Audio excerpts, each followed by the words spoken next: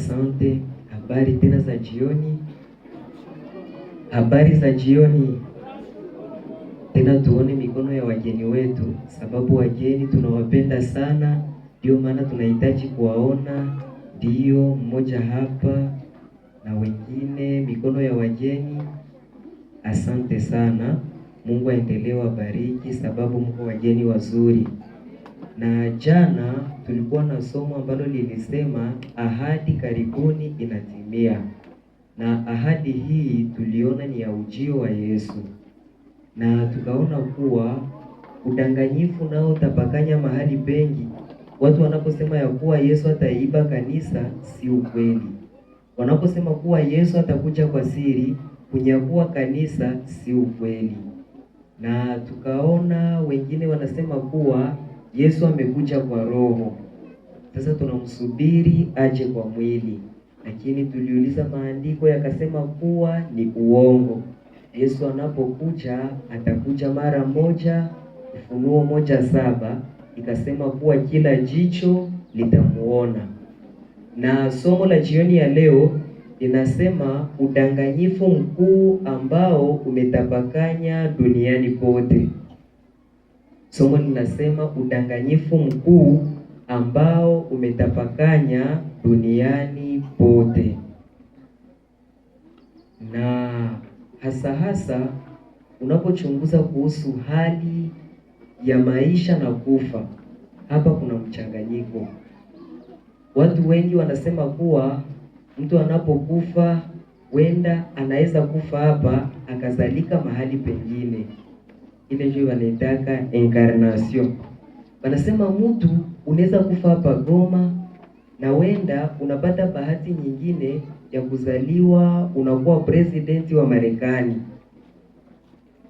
Na wengine wanasema kuwa mtu anapokufa eti kiwiliwili, kimwili ndio kinakufa, lakini mtu halisi hafe. Wanasema nafsi ya mtu haifi. Na sana tuko naona kuma seri leo, seri zinavuma, hakuna seri unaweza ona bashindwe kuonesha jinsi kawaida ya mtu ni kukufa, anazaliwa fasi nyingine. Wala anakufa hapa kimwili kinalala, alafu anaenda ishi maisha nyingine. Ndio maana fundisho inasema udanganyifu mkuu ambao umetapakanya duniani kote. Fungu kuu tumesoma Mwanzo sura ya 4 Mwanzo sura ya 3 mstari wa 4 hadi 3. Hapa joka ama shetani anapopitia katika nyoka anamwambia Eva, Mungu ni mjanja. Mungu alijua wakati mtakula tunda ya ujuzi wa mema na mabaya hamtakufa. Na shetani anaapa, anasema hakika hamtakufa, ijapokuwa Mungu alisema mtakufa. Sasa uongo wa shetani umetapakanya duniani kote. Watu wengi wanaamini kuwa mtu hafi, na wengine wanasema kuwa mtu anapokufa ni kimwili tu, lakini mtu wa ndani hakufi. Wanasema kuwa nafsi ya mtu haifi. Wanasema kuwa roho ya mtu haifi. Pamoja wanasema nafsi haifi, wengine wanasema roho haifi. Sasa hapa ni kuchanganyikiwa tu na kutokuelewa vema. Ndio maana hata na Wakristo wamoja wanapofiwa na wapendwa wao wanalia na wanasema tunajua kama kuna tusikia kule kweuko, sababu watu bashaka changanyikishiwa na Wakristo wengi hawaelewi. Ndio maana na wengine wanasema mtu anapokufa anapitia katika purgatory, anapita mpurgatoire, anaenda takasika kwa moto. Na ndio maana madhehebu nyingine za Kikristo wanamuombea dua kwa Mungu ili atoke huko haraka ikiwa alikuwa mwenye dhambi, sababu wanaamini ya kuwa anapokufa anateseka. Wanasema roho ya marehemu inateseka, nafsi ya marehemu inateseka. Lakini msomaji, soma Mwanzo sura ya 2 mstari wa 7. Tusikilize Biblia inazungumza nini kuhusu wakati Mungu anapomuumba mtu. nafsi ni nini, roho ni nini, pumzi ni nini, moyo ni nini, ame, souffle, esprit. Na vitu hivi vinachanganya sana watu. Mwanzo sura ya 2 mstari wa 7. Mwanzo sura yake ya 2 mstari wa 7 inasema hivi. Ndiyo. Bwana Mungu akamfanya mtu kwa mavumbi ya ardhi. Sikiliza. Biblia inasema kuwa Mungu anapomuumba mtu anachukua mavumbi ya ardhi, ndiyo, akampulizia puani pumzi ya uhai. Alafu baada ya Mungu kufinyafinya mavumbi, anatengeneza umbo la mwanadamu, sanamu kama la mtu, anapulizia ndani mwake pumzi ya uhai, mtu akawa nafsi hai. Hapa ndipo mtu anakuwa nafsi hai. Mungu anachukua mavumbi ya ardhi, anakamata mavumbi, udongo, anaponda, anatengeneza lustatili wa mtu, kisha haya kuwa mtu bado, hakuja kuwa nafsi hai. Sasa Mungu anapulizia puani mwa mtu pumzi ya uhai, ndipo mtu anakuwa nafsi hai. Kumbe ni kusema mtu anatengenezewa na vitu viwili tofauti, na kile hakuna kingine. Kunakuwa mavumbi ya ardhi ambayo ni mwili wa mtu na mifupa ya mtu na viungo vya mwili wa mtu. Pia kuna pumzi ya uhai, hapa kunakuwa nafsi hai. Ndio maana Sabato wako nasema alikufa Mungu we nafsi yake kweiko, Mungu we roho yake kweiko. Ni kutokuelewa tu, lakini nafsi ni mavumbi ya ardhi na pumzi ya uhai wa Mungu. Hii ndiyo nafsi hai, ame vivant. Tofauti na hii hakuna nafsi. Na sasa mtu anapokufa vitu hivi vinatengana. Zaburi 146 mstari wa 4 na 5. Mtu anapokufa vitu hivi vinatengana, alafu uhai unakoma. Juga, angalia definition ya kukufa. Definition ya kukufa ni kupoteza uhai tu. Sasa mtu anapokufa, tena watu wanasema tumuombee, wengine wanasema atazaliwa, wengine wanasema yuko mahali fulani, kumbe hakukufa. Na hii ni ahadi ya Shetani. Anasema Mungu anapowaambia kuwa mtakufa ni uongo. Sasa Shetani anasema hakika hamtakufa, japokuwa Mungu anasema utakufa. Na Mungu anaamini kuwa kufa ni wakati mavumbi ya ardhi ama mwili wa mtu vinatengana na pumzi. Hii ni kufa. Zaburi 146 mstari wa 4 na 5. Zaburi 146 anzia mstari wa 3 na wa 4. Mstari wa 3 wake unasema, ndio, msiwatumainie wakuu wala binadamu ambaye hakuna wokovu kwake. Asante. Anasema msiwatumainie wakuu, msiweke tumaini lenu kwa binadamu, sababu ndani yao hamna wokovu. Ndio. 4. Ndio, pumzi yake hutoka yule mwanadamu atakayemwamini, mwisho wa siku pumzi yake inatoka, hurudia udongoni wake. Sasa mtu anarudi udongoni mwake, siku hiyo mawazo yake yapotea. Mawazo yake inapotea. Hapa hakuna mtu. Mtunga Zaburi anasema usiweke tumaini lako kwa wanadamu, usiwaamini watu, sababu wao ni kama wewe, ambao mwisho wa siku pumzi ya uhai wa Mungu inaondoka na mwili unarudi mavumbini Mungu alipoutoa. Mawazo yake inapotea, na hapa hakuna uhai tena, uhai umekoma. Ndio maana kitabu cha Mwanzo sura ya 3:19 Mungu anasema kuwa kwa kuwa umeasi mwanadamu, utarudi mavumbini ulikotolewa. Sababu Mungu anaamini kuwa sehemu kubwa inayounda mtu ni mwili, ambayo inasindikizwa na pumzi ya Mungu, ama kwa Kiswahili kingine wanaita roho ya Mungu, inasindikizwa na roho wa Mungu. Ndio maana anasema ulichukuliwa mavumbini, nawe mavumbini utarudi. Na hapa hakuna uhai tena. Chukua Yohane 5:28 hadi 29. Pia na Yesu anasema msichangae maneno haya, sababu wafu wote wako makaburini. Leo hakuna mfu ambaye yuko mbinguni.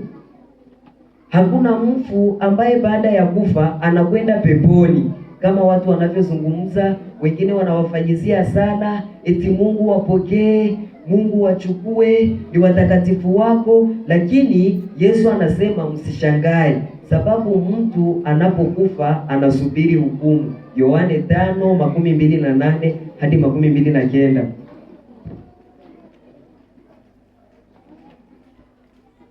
Kitabu ni cha Yohane 5:28 hadi 29. Lakini Yesu anasema msistaajabie maneno haya, msishangae maneno hii ambayo nawaambia, sababu wafu wote wako makaburini na wanachunga siku ya hukumu. Ndipo waliotenda mema wafufuke kwa uzima, waliotenda maovu wafufuke kwa hukumu. Ndiyo maana mtu anapokufa haendi kokote. Mtu anapokufa hana maisha baada ya kufa. Ndio maana Yesu mwenyewe akashuhudia maneno yale. Pia na unaposoma Mhubiri sura ya 9 mstari wa 5 hadi 6. Hapa Mhubiri na anaongea kuhusu hali ya wafu. Anasema unapokufa yako yamekwisha. Hauna mawazo, hauna fikara, hauna kutamani, hauna kitu chochote hapa chini ya jua baada ya kufa, sababu mtu anapokufa maisha inakoma. Mtu anapokufa hana maisha ya pili baada ya kufa. Mhubiri sura ya 9 mstari wa 5 na wa 6, utaruka na wa 10. Mhubiri sura yake ya 9 aya yake ya 5 inakuja inaposema hivi: kwa sababu walio hai wanajua ya kwamba watakufa, lakini wafu hawajui neno lolote, wala hawana ishara tena, maana kumbukumbu lao limesahauliwa. 6. Mapenzi yao na machukio yao na husuda yao imepotea yote pamoja, wala hawana sehemu tena katika jambo lolote lililofanyika chini ya jua. Ndio. 10. Ndio. Lolote mkono wako utakalo lipata kulifanya, ulifanye kwa nguvu zako, kwa kuwa hakuna kazi wala shauri wala maarifa wala hekima huko kuzimu uendako wewe. Asante. Mtunga Zaburi anasema kuwa, Mhubiri anasema kuwa lolote mkono wako utakaloweza kufanya ulitende unapokuwa hai, sababu baada ya kufa haufanyi chochote. Anasema kumbukumbu zako zinaondoka, mawazo yako inapotea, kutamani kwako hakuko tena, kupenda kwako hakuko, hautamwabudu Mungu baada ya kufa. Ndio maana wengi wanaishi maisha ya dhambi, sababu wanafahamu kuwa wanapokufa wataombewa na wanasamehewa. Lakini huu Mhubiri kwa hekima alizopewa na Mungu anasema utubu unapokuwa hai. Ukihitaji kumtumikia Mungu, umtumikie unapokuwa hai, sababu baada ya kufa hakuna tendo lolote utakalotenda. Baada ya kufa hauna mawazo yoyote hapa chini ya jua, sababu maisha imekoma. Pia tunapoelekea mwisho, chukua Zaburi 7 mstari wa 6 hadi 10. Anasema baada ya mtu kufa hataonekana tena. Chulo tunajua sinema ziko napita, shetani iko nacheza, mtu anakufa cho nasikia sasa iko natokeleana mahali fulani. Mtu anakufa, wengine wanakuambia tulimuona, alikufa mimi tulimuona. Sasa zile ni sinema za shetani. Juu ya muda hatuzungumzi yote, lakini elewa ya kuwa mtu anapokufa hakuna maisha na mtu hatarudi, isipokuwa ukaona mfu. Wenda unaona imaji ya mtu mwalikufa anakutokea, usiamini ya kuwa ni mtu mwenyewe, sababu shetani alisema ya kuwa hamtakufa. Sasa anahitaji kutimiza ahadi hii, anahitaji kuchanganya akili za watu ili waamini ya kuwa mtu anapokufa anaishi maisha fulani. Ndio maana utasikia mwingine anakuambia mie shangazi yangu alikufaka, mimi alinitokelea akaniambia kule kwetu tunateseka, uongo wa shetani, sababu alipinga agizo la Mungu. Mungu anasema utakufa, shetani anasema hautakufa. Ayubu 7:6-10. Soma haraka haraka sababu ya muda. Ayubu 7:6-10 inasema hivi: siku zangu hupita upesi kuliko chombo cha kufumia, nazo zipita pasipokuwa na matumaini. 7. Kumbuka ya kwamba maisha yangu ni upepo, jicho langu halitaona mema tena. 8.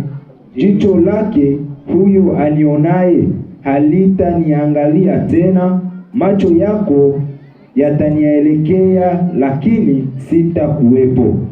9 yake nasema, ndiyo, kama vile wingu likomaavyo na kutoweka, ni vivyo hivyo ashukaye kuzimu hatazunguka tena kabisa. 10. Ndiyo, hatarudi tena nyumbani kwake, wala mahali pake hapata mjua tena. Asante. Ayubu anasema kuwa nijapo kufa, baada ya kufa wale ninaowapenda sitawaona tena, wale wanaonipenda watanitazama, lakini sitafahamu, wale rafiki zangu sitakula nao.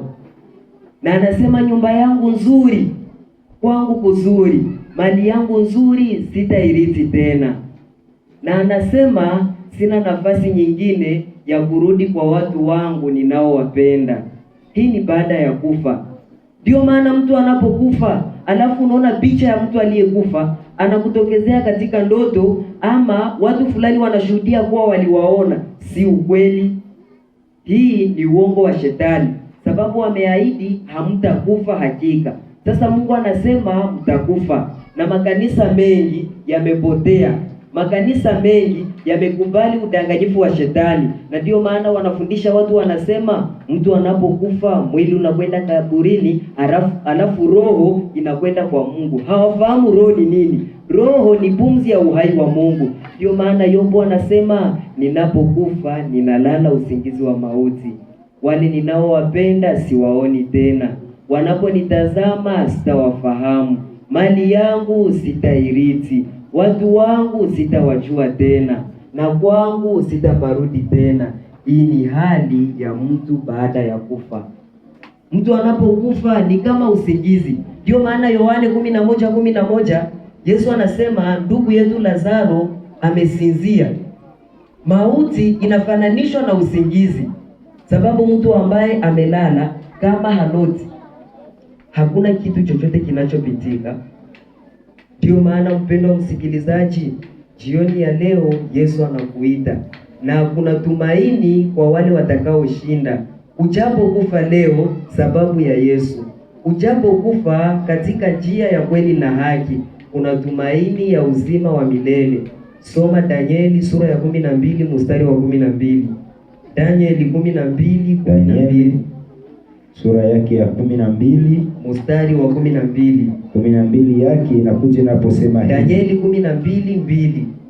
12:2. Ndio inasema hivi. Asante. Tena wengi wa hao waliolala katika mavumbi ya nchi wataamka, wengine wapate uzima wa milele, wengine aibu na kudharauliwa milele. Asante. Danieli anasema kuwa baada ya kufa wengi wataamka, watu wanaamka. Anasema wamoja wanaamka kwa ajili ya uzima wa milele, wengine wanaamka kwa ajili ya kudharauliwa na aibu ya milele.